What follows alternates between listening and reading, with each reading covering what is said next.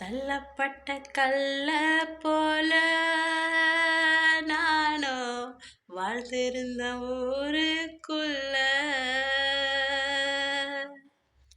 தலைக்கு மூளை கல்லா மாத்துன உங்க அன்பை என்ன சொல்ல.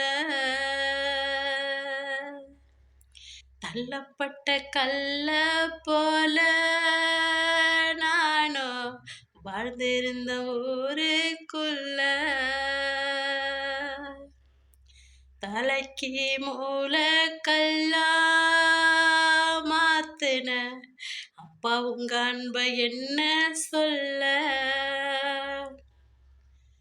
உண்மைங்க, என் வாழ்க்கையில் இது அப்படியே உண்மை. யாருமே மதிக்க மாட்டாங்கங்க. ஒதுக்குன கல்லை போல தாங்க என் வாழ்க்கை இருந்துச்சு. இன்னைக்கு பாருங்க, யாரெல்லாம் என்னை ஒதுக்குனாங்களோ அவங்களாம் என்னை தேடி வராங்க. அதுக்கெல்லாம் யாருங்க காரணம்? நம்ம ஆராதிக்கிற இயேசு தாங்க காரணம். அன்னைக்கு வேணான்னு ஒதுக்குனாங்க, இன்னைக்கு வேணும்னு வராங்க. அதுக்கு யாரு காரணம்? நம்ம அப்பா இயேசுனால தாங்க வராங்க. அன்னைக்கு பிடிக்கலன்னு ஒதுக்குனாங்க, இன்னைக்கு பிடிக்குதுன்னு சொல்கிறாங்க. யார் வேண்டான்னு ஒதுக்குறாங்களோ அவங்கள நம்மளை தேடி வர வைப்பாங்க நம்ம ஆராதிக்கிற இயேசுங்க. நம்மளால் கொடுக்க அப்போ முடியல, இப்போ நம்மளால் கொடுக்க முடியுது. அதுக்கு யாருங்க காரணம்? நம் தேவனை கர்த்தர் நமக்கு நம்ம என்ன கஷ்டப்படுறோன்னு அவர் அறிந்திருக்கிறார். அதனால் காக்கை மூலிமா நமக்கு உதவி. அதில் பாருங்கள், நம்ம வாழ்க்கையில் நம்ம போதுமான செலவு நம்ம பார்த்துக்கிட்டாலும் மற்றவங்களுக்கு நம்ம கொடுக்குற அளவுக்கு தேவனை கர்த்தர் நம்மளை வச்சிருக்கிறாருங்க. அப்புறம் என்னங்க நமக்கு குறைவு? சொல்லுங்கள் பார்க்கும். விசுவாசமும் சொல்லுங்கள். தேவனை கர்த்தர் நல்லவருங்க.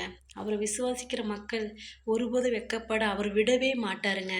என்றென்றைக்கும் அவர் கரத்தை நம்ம பிடிச்சிட்டோம்னா அவர் நம்மளை விடவே மாட்டாருங்க. நல்ல தகப்பனுங்க அவர்.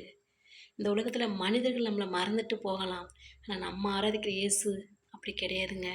ஒருபோதும் அவர் நம்மளை தள்ளாதவர், நம்மளை விட்டுட்டு போகாதவர். அவர் நம்மளை நினைத்து கொண்டே இருப்பார். என் மகள் சாப்பிட்டாளா, என் மகளுக்கு இன்றைக்கி என்ன தேவை, என் மகளுக்கு என்ன இன்றைக்கி செய்யணும்னு தேவனை கர்த்து நம்மளை என்றென்றைக்கு நினைவில் வைத்து கொண்டு இருப்பாங்க. ஆனால் இப்போ உள்ள மனிதர்கள் நம்மளை தூக்கி போட்டு போயிட்டே இருப்பாங்க. ஆனால் ஏசப்பா நம்மளை நினைவில் வைத்து கொண்டே இருப்பாருங்க. ஆமென்.